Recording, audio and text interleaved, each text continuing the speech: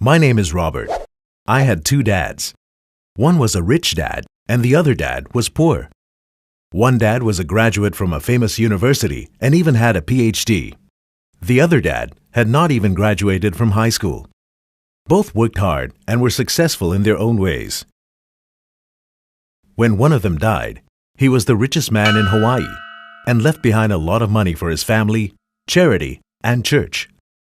When the other died, he left behind a lot of debt for his family to pay.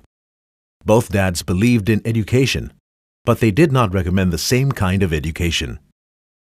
I grew up in Hawaii. I'm a fifth-generation Japanese. Both dads were starting out on their own careers, and both were struggling with money and family. My two dads had two different educations. Thanks to my two dads, I was able to learn different things.